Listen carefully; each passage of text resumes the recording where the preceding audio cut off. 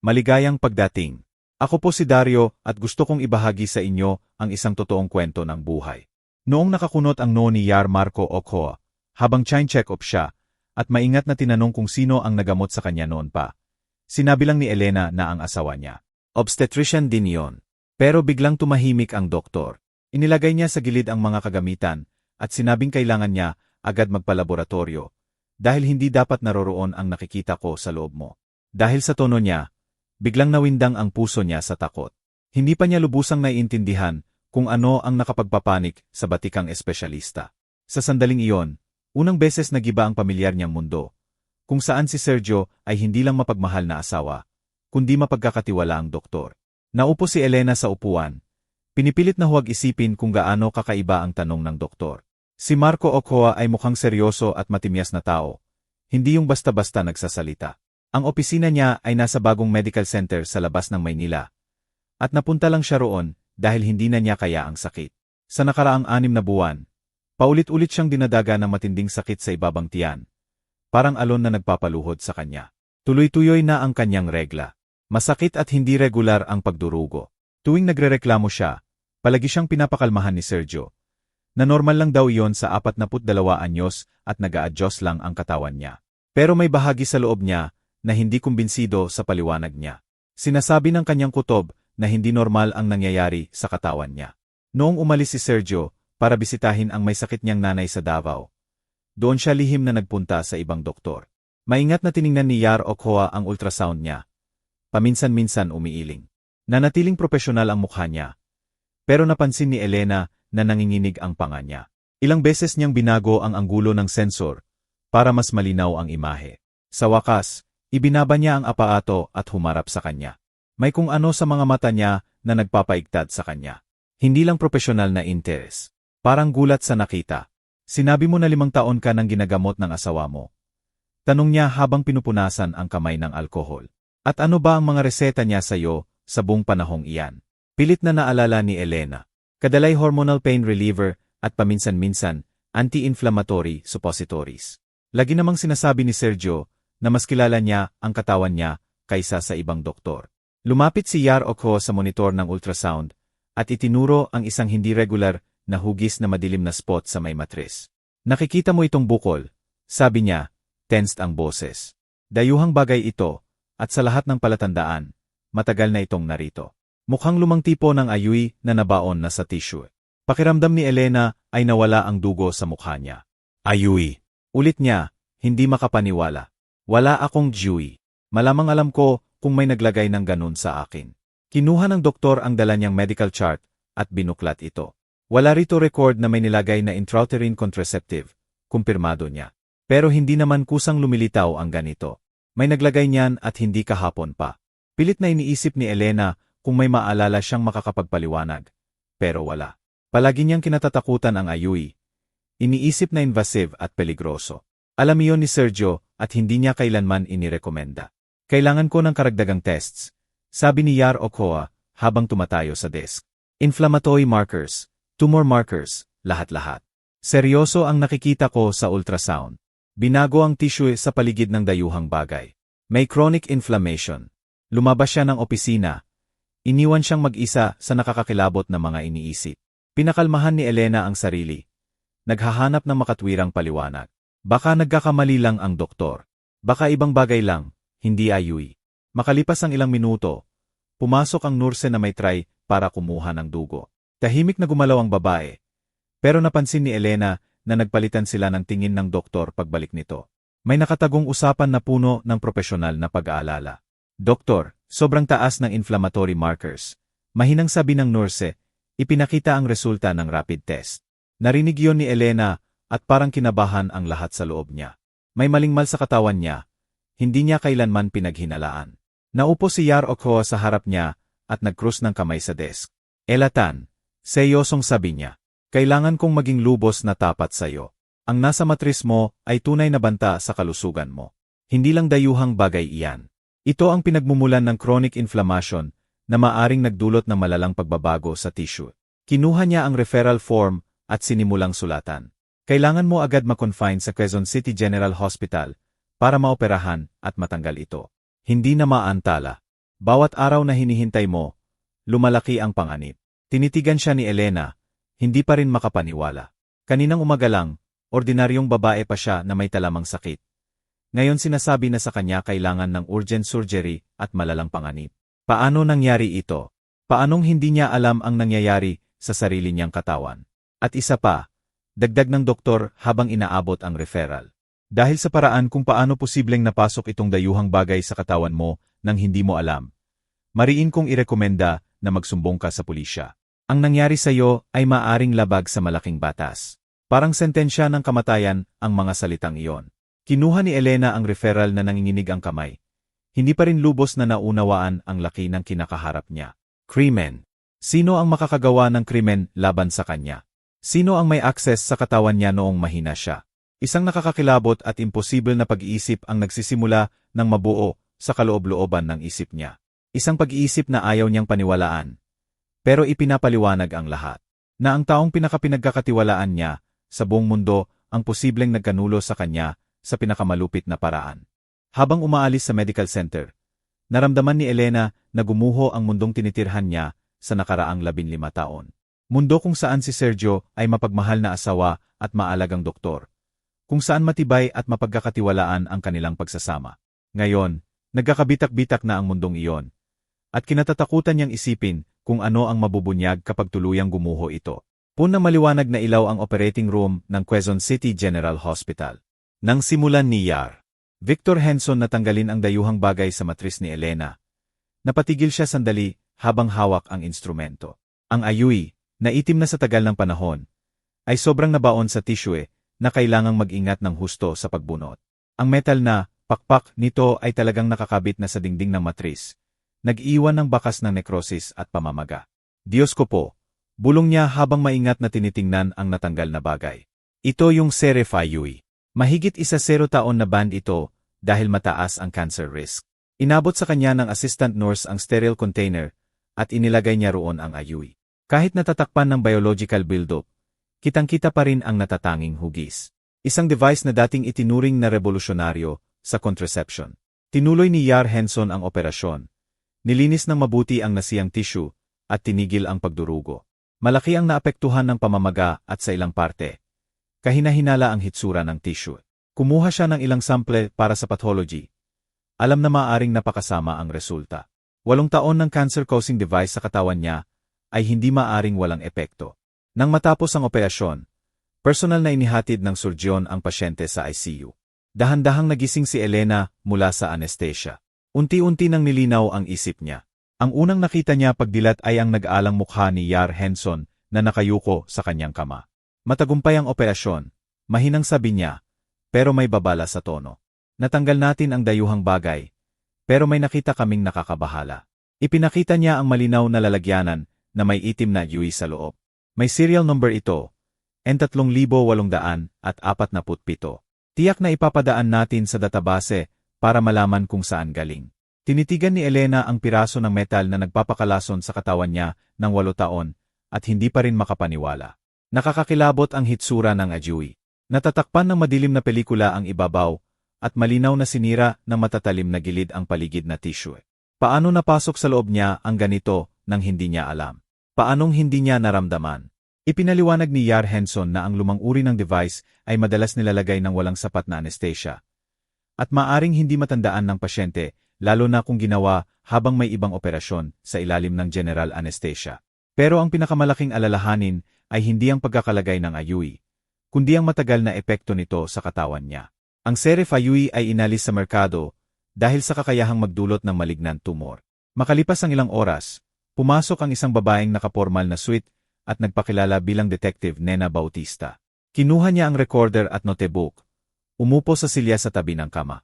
Ang pagdating niya ay nangahulugan na opisyal na ang kaso, na tinatrato na bilang posibleng krimen. Elena Tan, simula ng detective, kailangan ko kayong tanungin tungkol sa kung paano napunta ang device na ito sa katawan ninyo. May access ba ang asawa ninyo sa medical chart ninyo? Kailan huling nag-general anesthesia kayo? Parang martilyo sa dibdib ang mga tanong na iyon. Bawat isa'y nagdadala sa kanya palapit sa nakakakilabot na katotohanan. Pilit na inalaala ni Elena ang mga medical procedure sa nakaraang taon. Isang beses lang siya nag-general anesthesia. 8 taon na ang nakaraan nang natanggalan siya ng appendix. Noon, pinilit ni Sergio na sa private clinic niya gawin ang operation, hindi sa city hospital. Bakit pa kailangan ng ibang doktor? Ako na ang magsa-supervise. Naroon ako sa bawat hakbang. Maingat na isinulat ng detective ang bawat salita. Paminsan-minsan nililinaw ang detalye. Sino pa ang nasa operating room? Gaano katagal ang surgery? Ano ang recovery period? Sumagot si Elena ng mekanikal, pero sa bawat tanong, lumalaki ang nakakakilabot na hinala sa kanyang kaluluwa. Si Sergio nga ang nagkontrol ng lahat. Naroon siya mula simula hanggang dulo. Ipinaliwanag ni Detective Bautista na ang paglalagay ng ayuy nang walang pahintulot ng pasyente ay malubhang krimen. Lalo na kilala ang device na delikado sa kalusugan. Hanggang 0 taon sa kulungan ang parusa. Kinabukasan, tumawag ang telepono sa kwarto. Medical Records Laboratory daw. Formal at tuyot ang boses sa kabilang linya. Pero parang kidlat ang impormasyon. Ang ayuy na may serial number N3800 at 47 ay nakarecord na itinapon noong Marso 15. 8 taon na ang nakaraan. Sa mismong Women's Health Clinic na pinamamahalaan ni Sergio Tan. Si Detective Bautista na naroon sa usapan ay agad tumawag sa kapwa pulis para kunin ang disposal records. Nakahiga si Elena sa kama. Nararamdaman ang pagbagsak ng huling pag-asa na maling pagkakaunawa lang ang lahat. Ang mga katotohanan ay bumuo ng nakakakilabot na laawan ng pagtataksil ng lalaking pinagkatiwalaan niya ng buhay. Bumalik si Yar Henson na may resulta ng urgent pathology report at malungkot ang mukha. Ang mga tissue sample na kinuha sa operasyon ay nagpapakita ng atypical cells na katangian ng precancerous condition.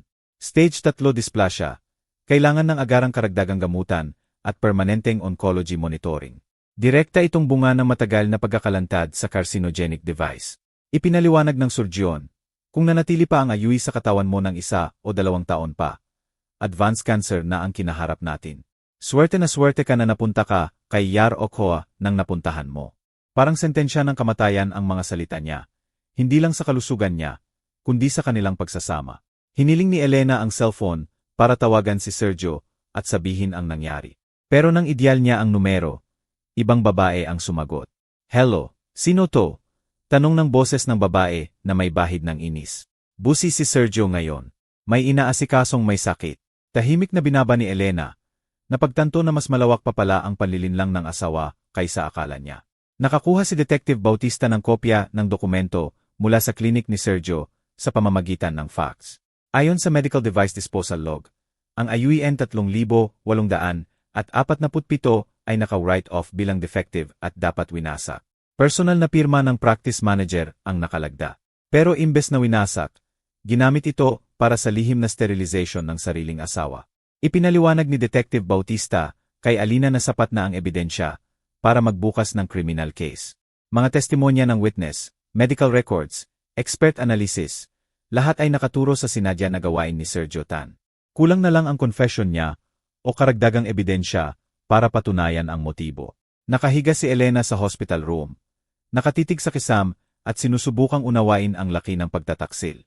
Ang lalaking nakasama niya ng 15 taon, pinagkatiwalaan ng katawan at kaluluwa, ay kayang maging napakamalupit. Hindi lang siya nagsinungaling. Sinira niya ng sistematiko ang kalusugan niya. Inalisan siya ng kakayahang magkaanak at inilagay sa panganib ng cancer. Pero ang pinakamasakit na katotohanan ay habang ginagawa niya iyon, ginagampanan ni Sergio ang papel ng mapagmahal na asawa at doktor. Inalo niya siya tuwing nagrereklamo siya ng sakit. Nagreseta ng gamot na alam niyang walang silbi. Gayong alam niya ang tunay na dahilan. Bawat pag-alo, bawat paliwanag tungkol sa edad ay sinungaling na walang kahihiyan. Ngayon, kailangan niyang makipaglaban hindi lang para sa kalusugan, kundi para magkaroon ng lakas na harapin ang lalaking sentro ng kanyang mundo sa mahabang panahon. Naghihintay ang korte, investigasyon, pangangailangang patunayan ang hindi kapanipaniwala kahit sa kanya. Pero pinakamahalaga, kailangan niyang hanapin ang sagot sa tanong na pinakakinakabahan sa kanya. Bakit ginawa ni Sergio iyon? Ano ang nagtulak sa kanya na gawin ang ganitong krimen sa kanyang mapagmahal na asawa? Kung nagustuhan ninyo ang video na ito, pakilik naman para malaman ng YouTube na interesado kayo sa ganitong kwento at magre-recommend ba ng iba. Na-discharge sa ospital sa 2nd araw pagkatapos ng operasyon. Derdiretso si Elena sa Women's Health Clinic kung saan nagtatrabaho si Sergio. Binigyan siya ni Detective Bautista ng espesyal na pahintulot na suriin ang opisina ng asawa bilang bahagi ng investigasyon. Nag-aalangan na pinapasok siya ng gwardiya. Palagi pang sumusulyap sa cellphone. Parang nag-isip kung ise-caller alert ang manager sa pagdating ng asawa. Pamilyar sa kanya ang bawat detalye sa opisina ni Sergio. Ang malaking kawayan na desk, ang leather chair, ang mga nakabiting diploma sa dingding, ang larawan nila sa Boracay. Pero ngayon, ang pamilyar na lugar ay parang backdrop na nagtatago ng nakakakilabot na lihim. Lumapit si Elena sa safe, na alam na niya ang kode sa puso. Ang petsa ng kasal nila. Sa loob ng safe ay mga dokumentong itinuturing ni Sergio na napakahalaga. Kabilang doon ang makapal na folder ng medical device logs ng nakaraang 10 taon. Nanginginig ang kamay niya habang binubuklat ang mga pahina. Hinanap ang entry noong Marso 15, 8 taon na ang nakaraan. Naroon nga, ang tungkol sa pagtatapon ng AUEN 3,847, kasama ang malapad na pirma ni Sergio. Tahimik na bumukas ang pinto ng opisina at lumitaw ang isang batang babae na naka-white coat. Kilala niya ito. Si Olivia Reyes, isa sa mga nurse ng klinik, palaging masigla at mahusay. Pero ngayon, naguguluhan at natatakot ang mukha ni Olivia nang makitang hawak ng asawa ng manager ang mga dokumento. Elatan, nababalisan niyang sabi. Ano pong ginagawa ninyo rito? Sabi ni Iyar. Tan nasa ospital kayo matapos ang operation. May hawak si Olivia na itinago sa likod. Pero nakita pa rin ni Elena ang pamilyar na pakete ng pregnancy test. Na-discharge na ako. Sagot ni Elena habang maingat na tinitingnan ang mukha ng babae. Namumula ang pisngi nito at parang gustong tumakas ang mga mata. Ano yan sa kamay mo? Tanong ni Elena, kahit alam na niya. Lalong naguluhan ang nurse at idiniin sa dibdibang test. Personal po, bulong niya. Pero hindi convincing ang boses. Napansin ni Elena ang gintong singsing na may maliit na brilyante sa kanang daliri ni Olivia.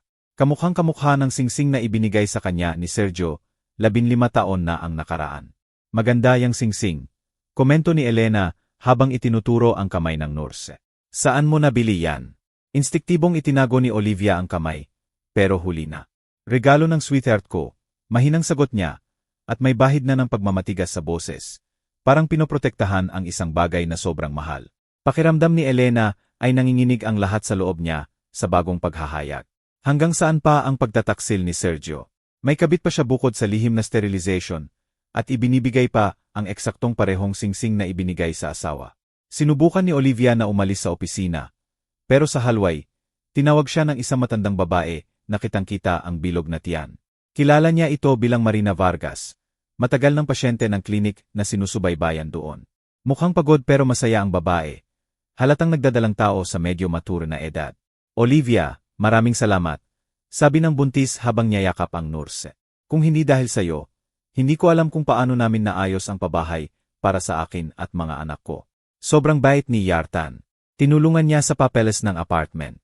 Sobrang tuwa ng mga panganay ko na magkakaroon sila ng bagong kapatid. Napatigil si Elena nang marinig ang mga salitang iyon. Ibig sabihin, may mga anak si Sergio sa ibang babae. At tinutulungan pa niya sila ng pabahay. Ilan pang lihim ang tinatago ng lalaking akala niya, asawa niya. Napansin ni Olivia na narinig ni Elena ang usapan. At namutla sa takot. Marina Vargas, huwag dito. Bulong ng nurse habang tinatangkang ilayo ang buntis sa opisina ng manager. Pero huli na. Narinig na ni Elena ang sapat para maunawaan ang laki ng panlilinlang. Hindi lang niya inalis ang kakayahang magkaanak. Nagkakaanak pa siya sa ibang babae. Umalis ang pasyente. Si Olivia na lang ang naiwan sa halway. Hindi sigurado kung ano ang gagawin. Lumabas si Elena ng opisina na hawak ang logbook at lumapit sa nurse. Ilan ang anak niya? Tanong niya, diretso sa mga mata ng babae. Sinubukan ni Olivia na itanggi, pero nagbubunyag ang mga mata. Hindi ko alam ang pinagsasabi ninyo, bulong niya, pero nanginginig ang boses sa pagkabalisa. Tumutulong lang si Yartan sa mga pasyente. Mabuting doktor siya. Umiling si Elena, napagtanto na alinman sa naloloko rin ang nurse o kasabwat sa masalimuot na laro. Sa sandaling iyon, tumunog ang cellphone ng gwardiya. Pinapanood niya sila mula sa booth. Narinig ni Elena ang mga piraso ng usapan, kung saan may nagtatanong sa lalaki kung ano ang nangyayari sa klinik. Narito ang asawa mo, naghahanap ng kung ano sa opisina mo. Nahuli siya ni Olivia at nag-uusas sila tungkol sa kung ano. Napagtanto ni Elena na kaunti na lang ang oras niya. Tiyak na malalaman ni Sergio ang pagdalaw niya at itatago o sisirain ang mga ebidensya. Mabilis niyang kinuhanan ng litrato ang pahina ng logbook tungkol sa pagtatapon ng ajui, at ilang iba pang kahina-hinalang entry gamit ang cellphone. Nakatayo si Olivia sa malapit, halatang nagkakagulo sa loob. Sa isang banda, tapat siya kay Sergio. Sa kabilang banda, nakikita niyang nagdurusa ang asawa at alam niyang may malaking mali. Ang pregnancy test sa kamay niya ay malinaw na patunay na higit pa siya sa nurse sa manager. Nagdesisyon si Elena na mag-risk. Siya ba? Tanong niya habang itinuturo ang test sa kamay ni Olivia. Hindi sumagot ang nurse, pero mas nagsasalita ang katahimikan kaysa sa anumang salita. Tumulo ang luha sa mga mata niya. Idiniin ang test sa dibdib. Parang pinoprotektahan ang magiging anak sa malupit na mundo. Pangako niya na hihiwalay siya sa'yo. Sa wakas ay sinabi ni Olivia, halos hindi marinig. Sabi niya may sakit ka, hindi ka makakabuo, matagal nang patay ang kasal ninyo. Hindi ko alam na siya pala ang nagkasakit sa'yo. Ang mga salitang iyon ay parang confession. Nagkumpirma sa pinakamalalang takot ni Elena. Ilan ang anak ninyo? Tanong ni Elena. Parang umiikot ang mundo sa gulat. Tiningala siya ni Olivia. Puno ng luha at pagsisisi ang mga mata. 2, bulong niya. Si Masi, 5 anyos. At si Isaac, 3. Akala nila nagtatrabaho si Daddy sa ibang lungsod, kaya bihira umuwi. Pakiramdam ni Elena ay nawala ang lupa sa ilalim ng mga paa niya. Habang nagdurusa siya sa sakit na dulot ng nabaon na Yui. Gumagawa pala si Sergio ng parallel family sa batang nurse. Pinapalaki niya ang mga anak na inalisan niya sa kanya. Ginagampanan niya ang mapagmahal na ama sa iba, at walang pakialam na asawa sa kanya. Natapos ng gwardiya ang tawag at lumapit sa kanila. Malinaw na may utos na mula kay Sergio. Elena Tan, sabi niya na may pilit na kortesya. Kailangan ko po kayong palisin sa gusali. Sabi ng manager, wala kayong karapatang narito kung wala siya. Alam ni Elena na tapos na ang oras niya. Mabilis siyang umalis sa klinik, dala ang mga litrato ng dokumento, at ang nakakakilabot na kalaman sa double life ng asawa. Sa kotse, tinawagan niya si Detective Bautista at ikinuwento ang natuklasan. May ebidensya na ngayon hindi lang ng krimen sa kanyang kalusugan, kundi pati motibo na nagpapaliwanag sa mga ginawa ni Sergio. Maingat na nakinig si Detective Bautista at nangakong agad kukwestiyonin si Olivia Reyes bilang witness. Plano rin niyang kumuha ng warrant para i-search ang bahay at opisina ni Sergio at kunin ang lahat ng dokumentong maaring magbigay liwanag sa kanyang kriminal na gawain. Nagmaneho pauwi si Elena, napagtanto na lubusang nawasak ang buhay niya. Ang lalaking pinakapinagkakatiwalaan niya sa buong mundo ay kayang maging napakamalupit na traidor. Hindi lang niya inalis ang kalusugan at posibilidad ng pagiging ina. Niloko niya siya ng maraming taon, gumagawa ng pamilya sa ibang babae. Ngayon kailangan niyang hanapin ang lakas para sa huling harapan sa lalaking matagal na niyang sentro ng mundo. Naghihintay ang korte, pagbubunyag, pangangailangang patunayan ang hindi kapanipaniwala. Pero pinakamahalaga, kailangan niyang matutong mabuhay ulit, malaya sa ilusyon tungkol sa pag-ibig at katapatan ng lalaking nagkanulo sa kanya sa pinakamalupit na paraan. Kung nagustuhan ninyo ang kwento, mag-subscribe po sa channel para hindi kayo makaligtaan ng bagong video. Tahimik na binati si Elena ng bahay. Pero ngayon, nakakakilabot ang katahimikan, puno ng nakatagong lihim at kasinungalingan. Pumasok siya sa home office ni Sergio, kung saan naroon ang personal niyang computer. Bagay na wala siyang dahilan noon para gamitin. Natamaan niya ang password sa ikatlong TRY. Birthday ng nanay niya, ang taong pinakamahal niya sa buhay. Maayos na maayos ang desktop. May mga folder na medical documents, scientific articles, litrato mula sa conferences. Pero isang folder ang nakastand out sa kakaibang pangalan. Forever Now, agad nakuha ang atensyon niya. Pinindot ni Elena at nanigas ang puso niya sa nakita sa screen. Libu-libong larawan ni Olivia sa intimate na pose, mga lakad nila, romantic dinner at outing kasama ang maliliit na bata. Sa isang litrato, hawak ni Sergio ang batang babae na mga 5 anyos na kamukhang kamukha niya. Katabi nito ang mas maliit na lalaki. May katangian din niya. Sila ang Masi at Isaac na binanggit ni Olivia. Pero ang pinakamalubhang natuklasan ay ang correspondence na umaabot ng mahigit 5 taon. Binuksan ni Elena ang message file at nagsimula magbasa. Parang kinakabahan ang lahat sa loob niya sa bawat linya.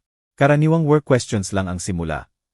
Pero unti-unting naging personal na confession at plano sa hinaharap. Sa isang mensahe 3 taon na ang nakaraan. Sinulat ni Sergio kay Olivia ang kanyang plano. Huwag kang mag-alala, mahal.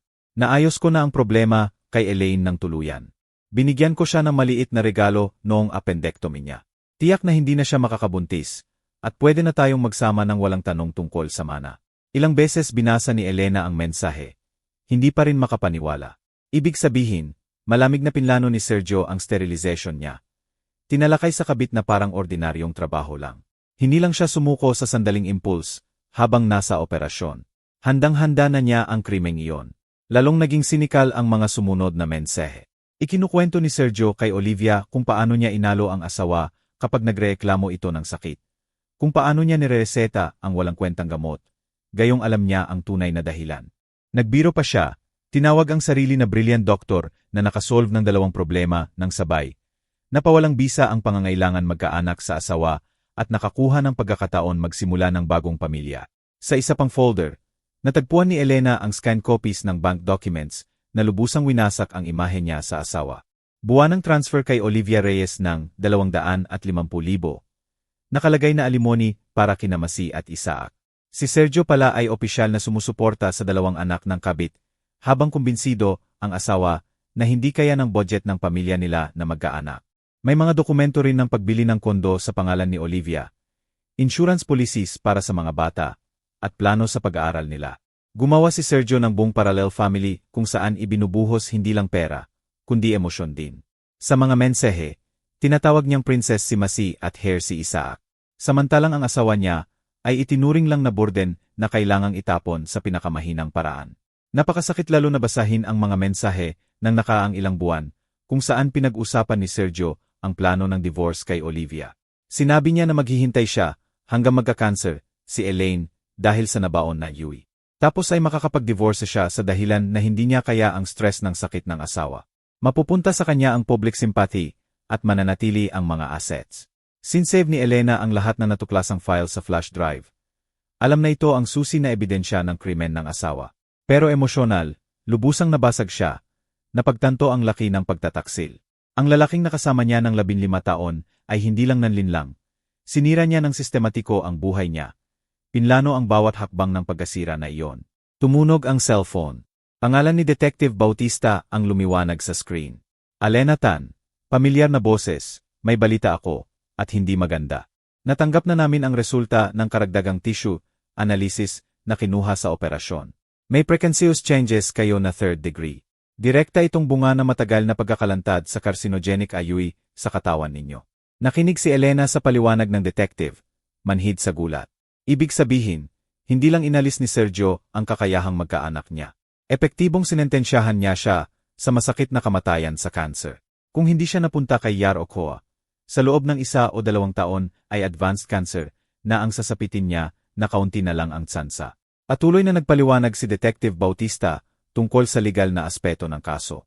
Si Sergio na ngayon ay nahaharap sa charges hindi lang ng grievous bodily harm, kundi attempted murder. Hanggang 15 taon sa kulungan ang posibleng sentensya para sa pinagsamang charges. Sinabi rin ng detective na nakuha na niya ang warrant para i-search ang bahay at kunin ang lahat ng dokumentong may kinalaman sa kaso. Ikinuwento ni Elena ang natuklasang correspondence at bank documents na nagpapatunay sa motibo ng krimen. Maingat na nakinig si Detective Bautista at hiniling na huwag munang galawin ang computer hanggang dumating ang mga eksperto para hindi masira ang integridad ng digital evidence. Nakatakda ang search sa susunod na umaga. Pero binigyan ng babala ng detective na baka subukan ni Sergio na umuwi at sirain ang ebidensya. Habang natatapos ni Elena ang usapan kay Detective Bautista, narinig niya ang pagbukas ng pinto sa hallway. Napatigil ang tibok ng puso niya sa takot. Hindi niya inaasahan na maagang uwi si Sergio. Hon! Tawag ng boses niya mula sa hallway. Maaga akong nakauwi. May surprise ako para sa'yo. Tulad ng dati ang tono, malambing at mapagmahal. Pero ngayon, nakakadiri na ang pagmamahal na iyon. Mabilis na isinara ni Elena ang lahat ng file sa computer. Pero iniwan ang screen na bukas ang correspondence. Hayaan niyang makita ni Sergio na nahayag na ang lihim niya. Hayaan niyang maunawaan na tapos na ang laro. Kinuha niya sa bag ang lalagyanan ng natanggal na Yui, na ibinigay sa kanya ni Yar Henson bilang physical evidence. Palapit na ang mga hakbang ni Sergio sa opisina at naghanda si Elena sa pinakamahirap na usapan ng buhay niya. Haharap siya sa mga mata ng lalaking sistematikong pinatay siya ng 8 taon habang ginagampanan ang papel ng mapagmahal na asawa at maalagang doktor. Kailangan niyang hanapin ang lakas na labanan, ang mga kasinungalingan at manipulasyon niya. Bumukas ang pinto ng opisina at lumitaw si Sergio sa may pintuan na may hawak na bouquet ng pulang rosas. Mukha siyang refreshed at masaya. Halatang inaabangan ang reunion nila ng asawa pagkatapos ng isang linggo. Pero agad nagbago ang ekspresyon niya nang makitang nakaupo si Elena sa komputer niya na bukas ang correspondence sa screen. Ella, sabi niya nang may pag-aalangan. Anong ginagawa mo rito? Bakit mo ginagalugad ang komputer ko? Nanginginig ang boses niya, at ang mga mata niya ay nagliparan sa pagitan ng screen at mukha ng asawa. Sinusukat ang laki ng sakuna. Nahulog mula sa kamay niya ang mga rosas at nagkalat sa sahig. Simbolikong nagwakas ng kanilang pamilyang idolo. Tahimik na itinutok ni Elena ang monitor sa kanya, para mabasa niya ang sarili niyang mga salita tungkol sa pagbibigay ng maliit na regalo sa operasyon. Namutla si Sergio, napagtanto na nahayag na ang pinakamalalang lihim niya. Kumislap ang takot sa mga mata niya, tapos galit, tapos takot ulit. Alam niya na nakabitin sa sinulid ang career, reputasyon, at kalayaan niya. Hindi yan ang iniisip mo. Simula niya, sinusubukang maghanap ng paliwanag sa hindi maipaliwanag. Maipapaliwanag ko lahat. Medical na pangangailangan yan. Hindi mo naiintindihan ang mga circumstances. Pero hindi convincing ang boses niya, kahit sa sarili niya. Magulo ang mga salita niya, at nanginginig ang kamay sa nerbiyos. Tumayo si Elena mula sa desk at lumapit sa kanya. Hawak ang lalagyanan ng itim na dewy. Ito ang maliit mong regalo, mahinang sabi niya, pero matatag ang boses. Sa loob ng 8 taon, nilason mo ako mula sa loob gamit nitong basura. Inalisan mo ako ng kakayahang magkaanak. Dinala mo ako sa precancerous condition, at sa buong panahong iyan ginampanan mo ang mapagmahal na asawa. Sinubukan ni Sergio na agawan siya ng lalagyanan. Pero umatras si Elena. Tuluyang nabitawan ang maskara niya. At nakita niya ang tunay na mukha ng lalaking nakasama niya ng kalahating buhay. Mukha iyon na mandaragit na nasusukol, handang gawin ang lahat para iligtas ang sarili. Lalaking para sa kanya ay hindi siya naging iba kundi hadlang sa kaligayahan sa ibang babae. Nakatayo si Sergio sa may pintuan ng opisina. Mabilis na nagbago ang ekspresyon ng mukha mula sa gulat papunta sa pagkaunawa. Mula takot papunta sa desperasyon. Nakahandusay ang mga rosa sa sahig. Ang pulang petals ay nagkalat sa karpet. Lumilikha ng nakakakilabot na larawan ng sirang idolo. Nakita niya ang correspondence niya kay Olivia sa computer screen. Naunawaan na nahayag na ang pinakamalalang lihim niya. Pero sinusubukan pa rin maghanap ng paraan para makawala sa sitwasyon. Ella, anong ginagawa mo rito? Ulit niya habang humakbang papasok sa kwarto. Bakit mo ginagalugad ang personal kong files? Labag ito sa privacy. Wala kang karapatan. Nanginginig ang boses niya sa nerbiyos. At nakuyom ang mga kamay. Sinusubukan pa rin niyang gampanan ang papel na nasaktang asawa na nilabag ang privacy. Dahan-dahang humarap si Elena sa kanya. Hawak ang lalagyanan ng itim na dewy sa mga kamay. Maputla ang mukha niya, pero nagniningas ang mga mata niya sa malamig na galit ng katarungan. Ito ba ang surprise mo? Mahinang tanong niya habang itinataas ang lalagyanan. Sa loob ng 8 taon, nilason mo ako mula sa loob gamit nitong basura. Inalisan mo ako ng kakayahang magkaanak. Dinala mo ako sa precancerous condition. Bigla siyang sumugod kay Elena. Sinusubukang agawan ng ebidensya. Ibigay mo yan sa akin. Sigaw niya. Nawawala na ang huling piraso ng kontrol sa sarili. Hindi mo alam ang ginagawa mo. Masisira nito ang career ko, ang reputasyon ko. Umilag si Elena.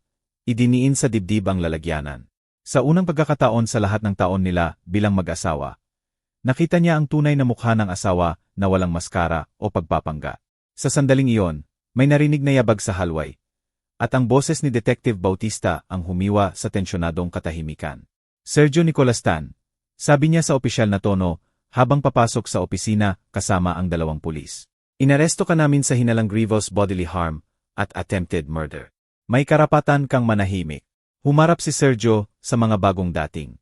Nakangiwi sa takot ang mukha niya. Mali ang pagkakaunawa ito. Simula niya, sinusubukan pang panatilihin ang dignidad. Respetadong doktor ako, practice manager. Impeccable ang reputasyon ko. Hindi ninyo ako maaresto base sa mga gawa-gawang paratang ng mentally unstable kong asawa. Kinuha ni Detective Bautista ang posas. Nanatiling propesyonal na walang emosyon ang mukha niya.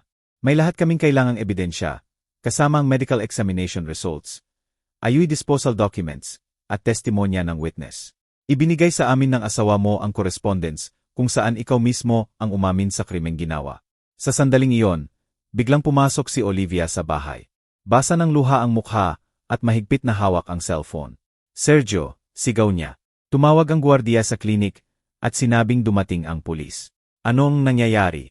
Nang makita ang posas sa kamay ng detective, tumakbo siya sa kanyang lover, sinusubukang ipagtanggol. Sabihin ko lahat, humagulgol si Olivia habang humarap kay Detective Bautista. Ideya niya yan, hindi ko. Sabi niya infertile ang asawa niya mula pa noon. Matagal na raw silang hindi nagsasama bilang mag-asawa. Hindi ko alam na siya pala ang nagkasakit sa kanya. Sunod-sunod ang confession niya. Winasak ang huling pag-asa ni Sergio sa kaligtasan. Tinulak ni Sergio palayo si Olivia at humarap kay Elena. Kumislap ang huling pagsubok na magpaliwanag sa mga mata niya. Ginawa ko to para sa atin. Desperadong sabi niya. Ikaw mismo ang nagsabi na hindi ka pa handa sa anak. Na gusto mo munang itayo ang career mo. Tinulungan lang kita na maiwasan ang hindi gustong pagbubuntis. Tiningnan siya ni Elena nang may pagkasuklam. Hindi makapaniwala na sinusubukan pa rin ng lalaking ito na ibaling sa kanya ang sisi. Gusto ko lang maghintay ng 1 taon. Hindi maging permanente nang walang anak. Malamig niyang sagot. Inalis mo ang karapatan kong pumili. Sinentensyahan mo ako sa sakit. At lahat iyon para sa kanya. Para sa mga anak mo sa kabit mo.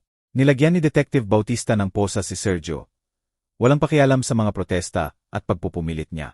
Olivia Reyes, tawag niya sa umiyak na babae. Kailangan mo ring sumama sa amin para magbigay ng statement. Kay witness ka sa kasong ito. Tumango ang nurse. Naunawaan na lubusang nagbago rin ang buhay niya. Inakay si Sergio papuntang labas. Pero palagi siyang lumilingon kay Elena. Sinusubukang humanap ng bakas ng dating pag-ibig sa mga mata niya. Ella, pakiusap niya. Maayos natin lahat. Hahanap ako ng pinakamahusay na doktor. Gagaling ka natin. Huwag mong sirain ang pamilya natin sa isang pagkakamali lang. Pathetic at hindi convincing ang mga salita niya. Kahit sa sarili niya. Tahimik na pinanood ni Elena habang inaakay palayo ang lalaking nakasama niya ng 15 taon. Wala siyang naramdaman maliban sa walang laman at ginhawa. Namatay na sa kanya ang lalaking iyon sa sandaling mabasa niya ang correspondence niya sa kabit. Ang inaakay ngayon ay balat kayo lang na may estranghero at kaaway sa loob. Si Olivia ay natira sa may pintuan. Nag-alangan ang tingin niya sa pagitan ni Elena at nang umaalis na Sergio. Hindi ko talaga alam, bulong niya. Sabi niya, may sakit ka mula pa noon. Bawal kang mabuntis daw ng mga doktor. Akala ko tinutulungan ko siyang makahanap ng kaligayahan sa babaeng makakapagbigay sa kanya ng anak. Tiningnan siya ni Elena ng may awa. Napagtanto na biktima rin si Olivia ng manipulasyon ni Sergio. Ilan taon ka na? Mahinang tanong niya. 26, sagot ng nurse. Umiling si Elena. Napagtanto na niloko ni Sergio ang isang napakabata pa noong mga 20 anyos pa lang siya. Ginamit ka rin niya. Sabi ni Elena. Nangako siyang hihiwalay sa akin. Pakasalan ka. Pero ang totoo gusto lang niya ng batang kabit at anak sa labas. Kung hindi dahil sa buong sitwasyong ito, hindi niya ako iwan kahit kailan dahil ako ang nagbibigay sa kanya ng stability at respectability. Lalo pang umiyak si Olivia. Napagtanto ang katotohanan ng mga sinabi ni Elena. Anong mangyayari sa mga anak ko ngayon? Hagulgol niya. Paanong ipapaliwanag ko sa kanila na kriminal ang daddy nila? Paano ko sila bubuhayin nang wala ang tulong niya? Naramdaman ni Elena ang simpatya sa kabila ng lahat ng nangyari. Bumalik si Detective Bautista para sunduin si Olivia. Matiyagang naghihintay na matapos ang usapan nila ni Elena. Kailangan na talaga nating umalis. Mahinang sabi ng detective. Kung mas maaga nating maprocess ang lahat ng statement, mas maaga kang makakabalik sa mga anak mo. Tumango si Olivia at tumungo sa labas. Pero huminto sa may pinto. Pasensya na po. Sabi niya kay Elena, alam kong hindi mababago ng sorry ko ang kahit ano. Pero talagang ayaw ko kayong saktan. Tahimik na tumango si Elena, hindi pa rin makahanap ng salitang isasagot. Darating ang kapatawaran sa ibang pagkakataon. Kapag humupa na ang sakit ng pagtataksil. Kapag nakakapag-isip na siya tungkol sa kwentong ito nang walang panginginig. Lumuwag ang bahay, at naiwan si Elena mag-isa sa gitna ng nakakalat na rosas at mga piraso ng dating buhay. Pinulot niya ang ilang petals. Naalala kung paanong nasasabik siya noon sa ganitong surprise mula sa asawa. Ngayon, parang pangungutya ang mga bulaklak na iyon. Huling pagsisikap ni Sergio na panatilihin ang ilusyon ng normal na relasyon. Pumasok siya sa kwarto at sinimulang tipunin ang mga gamit ni Sergio. Napagtanto na ayaw na niyang makakita ng kahit ano sa bahay na magpapaalala sa kanya. Bawat larawan, bawat libro, bawat damit ay puspos ng kasinungalingan at panlilinlang. Kailangan niyang magsimula uling mabuhay. Linisin ang espasyo niya sa mga multo ng nakaraan. Tumunog ang cellphone. Pangalan ni Yar Ochoa ang lumabas sa screen. Elatan, Mainit niyang sabi. Nabalitaan ko ang nangyari. Kumusta ka? Kailangan mo ba ng medical assistance? Totoong pag-alala ang naroon. Walang nakatagong motibo. Salamat, sagot niya. Naramdaman ang pag-init sa loob niya sa tunay na kompasyon ng tao. Pisikal, ayos naman ako. Emosyonal, siguro darating din iyan sa tamang panahon. Nag-offer si Yar Ochoa ng psychological support at regular check-ups para masubaybayan ang kalusugan niya pagkatapos tanggalin ang ayuwi. Pagkababa ng telepono, lumabas si Elena sa balkonahe at tiningnan ang lungsod na nakalatag sa ibaba. Sa isang kulungan sa detention center, nakaupo ang lalaking dahan-dahang pinatay siya ng 8 taon. Bukas, magsisimula ang trial na may mga interogasyon, expert analysis, at pampublikong talakay sa pinakamaselang detalye ng buhay niya. Pero handa na siyang dumaan doon para makamit ang katarungan at maibaba sa ibang kababaihan ang ganitong kapalaran. Inirerekomenda kong pakinggan ninyo ang 2 kwentong makikita ninyo sa screen. Tiyak na magugustuhan ninyo. At sa comment section ng video na ito, makakahanap kayo ng link sa koleksyon ng pinakamahusay na kwento mula sa internet. Salamat sa panonood. Puno ng reporters ang courthouse ng Quezon City, mga kasamahan ni Sergio sa medical community, at mga curious lang na naakit sa high-profile case ng doktor na nagmutilate sa sariling asawa. Nakaupo si Elena sa unahang row. Pinipilit na huwag pansinin ang mga bulungan at curious na tingin. Sa mga buwan mula nang magsimula ang investigasyon, natuto na siyang i-tune out ang public attention. Nakatuon sa pangunahing layunin, ang makamit ang katarungan. Si Sergio sa defendant's dock ay mukhang payat at matanda na. Ang dating polished appearance ay napalitan ng maputlang mukha at nervous tics. May bumubulong sa tainga niya ang abogado. Pero nakatitig lang si Sergio sa kawalan. Parang hindi pa rin makapaniwala sa nangyayari. Sirang-sira na ang reputasyon niya. Tapos na ang career niya. At naghihintay ang maraming taon sa likod ng rehas. Binuksan ni Judge Ava Jimenez, isang middle-aged na babae na may striktong mukha, ang sesyon at binigyan ng salitaan ang state prosecutor. Sistemang inilatag ng prosecutor ang mga pangyayari ng kaso. Bawat katotohanan ay parang martilyo sa reputasyon ng defendant. Ang lihim na paglalagay ng carcinogenic ayuwi, mga taon ng panlilinlang, ang parallel family, ang cynical na correspondent sa kabit. Ang unang witness na tinawag ay si Olivia Reyes, na pumasok sa hall na maputla at nanginginig. Kitang-kita na ang pagbubuntis niya. Ang bilog na tiyan ay nagdagdag ng drama sa testimonya niya. Naupo siya sa witness chair. Hindi makatingin kay Sergio na nakatitig sa kanya nang may pakiusap na mata. Pakikwento po sa korte ang inyong relasyon sa defendant. Hiling ng prosecutor. Mahina ang boses ni Olivia, pero malinaw na naririnig sa katahimikan. Sabi niya infertile ang asawa niya mula pa noon. Bawal daw siyang mabuntis dahil sa genetic abnormalities. Naniwala ako. Akala ko tinutulungan ko ang mabuting lalaki na makahanap ng kaligayahan. Ikinuwento niya kung paano nangako si Sergio ng divorce sa asawa at opisyal na kasal. Kung paano nila pinlano ang kinabukasan nila kasama ang mga anak. Sabi niya sinadya niya magkasakit ang asawa para hindi na ito makahati sa assets sa divorce. Nag-confess si Olivia at dumaan ang alingawngaw ng galit sa hall. Sabi niya mas mabuti raw para sa lahat na hindi na magdusa sa divorce. Sinubukan ng abogado ni Sergio na i-discredit ang testimonya ni Olivia. Sinasabi na may personal na interest siya sa outcome ng kaso. Pero matatag na sumagot ang babae sa lahat ng tanong. Nagbigay ng eksaktong petsa at nagkwote ng mensahe mula sa correspondence. Kitang-kita ang katapatan niya kahit sa pinakaskeptikal na jurors. Ang susunod na witness ay si Yar Ochoa, na nagsalita tungkol sa kanyang hinala mula pa sa unang check-up kay Elena. Hindi napansin ng batikang doktor na hindi tugma ang symptoms ng pasyente sa diagnosis ng asawa niya. Sobrang localized ang pamamaga at masyadong specific ang sakit para sa ordinaryong age-related changes. Ipinakita ni Sir John Yar Henson sa korte ang natanggal na ayuwi. Ipinaliwanag kung bakit banned ang mga Serif device. Napatunayan ng maraming pag-aaral ang carcinogenic properties ng alloy. Kaya lahat ng ganitong produkto ay mandatory disposal. Ang paglalagay ng ganitong ayuwi ay katumbas ng dahan-dahang paggalason sa pasyente. Binasa ng forensic expert ang resulta ng analysis ng computer ni Sergio. Nagkumpirma sa authenticity ng correspondence kay Olivia. Walang duda ang digital trail na hindi gawa-gawa ang mga mensahe. Lalo na nakakapanghikaya ang sariling confession ni Sergio tungkol sa kung paano niya na-solve ang problema sa asawa noong appendectomy.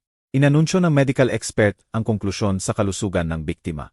Ang mga ginawa ng defendant ay nagdulot ng irreversible infertility kay Elena Tan at pagunlad ng precancerous condition, na kung hindi agad naagapan ay magiging stage 2 cancer. 8 taon ng carcinogenic device sa katawan niya ay nagdulot ng irreparable harm sa reproductive system. Nang ibigay kay Elena ang salitaan, tumayo siya at dahan-dahang lumapit sa podyum. Tahimik ang courtroom. Lahat ay naghihintay ng kanyang testimonya. Matagal siyang tahimik, pinagsama-sama ang mga iniisip, at pagkatapos ay nagsimulang magsalita ng mahinahon at pantay ang boses. Pinagkatiwalaan ko ang lalaking ito sa aking kalusugan, sa aking buhay, sa aking pag-ibig. Sa loob ng 15 taon, itinuring ko siyang pinakamalapit na tao sa mundo. Hindi nanginginig ang boses niya, pero puno ng sakit at dismaya ang bawat salita. Ginamit niya ang pag-ibig at tiwala ko. Ginamit niya ang profesional niyang kalaman bilang sandata laban sa akin. Sa loob ng 8 taon, nagdusa ako sa sakit, hindi alam ang dahilan, at inalo niya ako, gayong siya mismo ang pinagmumulan ng aking paghihira. Ikinuwento ni Elena sa korte kung paanong pinlano niya ang pagiging ina, kung paanong pinangarap niya ang mga anak, kung paanong sinisi niya ang sarili sa infertility. Ngayon alam ko na hindi na ako magiging ina, sabi niya. At sa unang pagkakataon, naputol ang boses niya. Inalis niya sa akin ang karapatang iyon. Siya ang nagdesisyon para sa akin. Itinuring ang katawan ko na parang pag-aari niya. Nagsalita siya tungkol sa mga taon ng panlilinlang, double life ng asawa, at mga anak na pinapalaki nito sa ibang babae, habang nagdurusa ang asawa sa bunga ng kanyang krimen. Ang pinakamasakit ay hindi ang pisikal na sakit, kundi ang mapagtanto na ang taong pinakapinagkakatiwalaan mo ay kayang maging napakamalupit. Nang matapos ni Elena ang kanyang speech, ganap na katahimikan ang namayani sa courtroom. Maraming babae sa audience ang umiiyak. Inilalagay ang sarili sa kanyang lugar. Kahit ang ilang jurors ay hindi napigilan ng emosyon. Nakikinig sa kwento ng mga taon ng paghihirap at pagtataksil. Sinubukan ng abogado ni Sergio na ipresenta ang mga ginawa ng kliyente bilang medical mistake, bunga ng stress at professional burnout. Pero hindi convincing ang argumento laban sa malinaw na ebidensya ng deliberate intent. Ang correspondent sa kabit ay walang duda na meticulously planned ang sterilization ng asawa. Si Sergio mismo ay tumangging mag-testify. Nilimitahan ang sarili sa formal na pagkilala sa factual circumstances ng kaso. Nakayuko siyang nakaupo, hindi makatingin sa dating asawa. Mas nagsasalita ang katahimikan niya kaysa sa anumang paliwanag. Nagretiro ang judge para magdeliberate, na tumagal ng ilang oras. Nang magbalik ang sesyon, binasa ni Judge Jimenez ang hatol sa strikto at opisyal na tono. Si Sergio Nicolas Tan ay napatunayang guilty sa grievous bodily harm na ginawa ng may particular cruelty at sinentensyahan ng 7 taon sa maximum security prison. Dagdag pa, permanenteng binawi ng korte ang medical license ni G. Tan at inutusang magbayad kay Elena Tan ng 25 milyon bilang moral damages. Dapat rin niyang bayaran ang lahat ng gastusin sa gamutan at rehabilitasyon ng biktima. Inakay si Sergio habang nakaposas. Hindi siya lumingon kay Elena. Inanunsyo ng abogado niya ang planong mag-appeal. Pero alam ng lahat na sa ganitong ebidensya, halos zero ang tsansa ng leniency. Itinakwil na ng medical community ang dating kasamahan. Ang pangalan niya ay naging kasing kahulugan ng professional betrayal. Makalipas ang 1 taon, nakatayo si Elena sa harap ng salamin na nakasuot ng ivory na wedding dress na nagpapatingkad sa kanyang payat, pero mas malakas na pangangatawan. Normal na ang regular checkups, na esto ang precancerous changes. Unti-unti nang gumagaling ang katawan niya, pagkatapos matanggal ang pinagmumulan ng lason. Sa tabi niya si Yar Marco Ochoa, na sa nakarang taon ay naging hindi lang doktor, kundi malapit na kaibigan. Normal ang lab works mo, sabi niya habang inaayos ang veil niya. Nawala na ang panganib ng cancer. Tumigil na ang pamamaga. Kahanga-hanga ang recovery capacity ng katawan mo. Ngumiti si Elena, naramdaman ang pag-init ng pag-asa at bagong pag-ibig sa loob niya.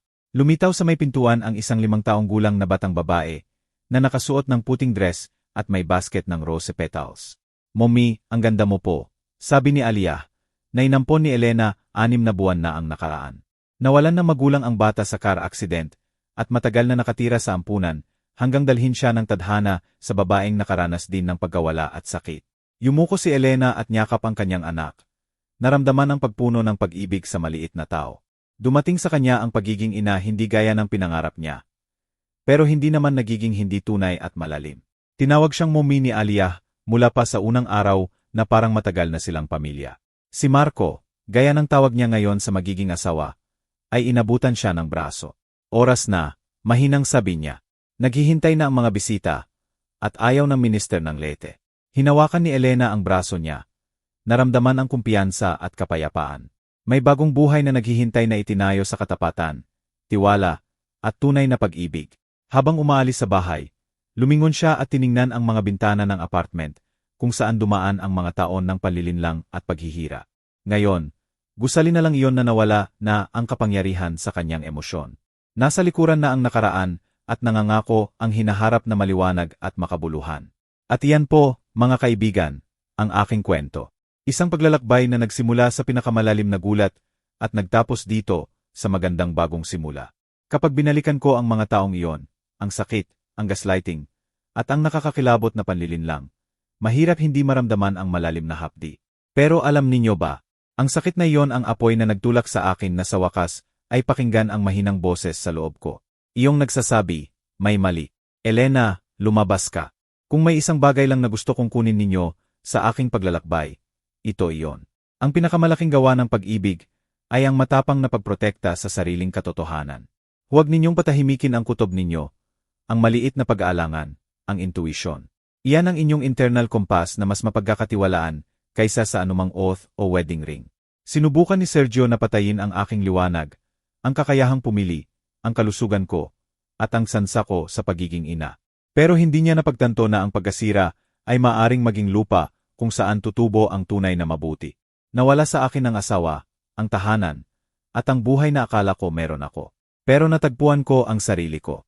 Natagpuan ko ang katarungan. Natagpuan ko si Marco. At natagpuan ko si Alia. Hindi nawasak ang pamilya ko. Naghihintay lang itong may tayo ng tama sa pundasyon ng katapatan at tunay na pag-aalala. At dahil doon, walang hanggang pasasalamat ko sa pangalawang tsansa na ipinaglaban ko. Brutal ang buhay, pero napakaganda rin at napakabait kapag tumayo ka para sa sarili mo. Hawakan ninyo ang pag-asa. Dahil kahit tagatapos ng pinakamalalim na pagtataksil, tiyak na sisikat ulit ang araw. Kung pareho kayo ng nararamdaman ko at nagustuhan ninyo ang aking kwento, ipakita ninyo sa pag-click sa video na ito.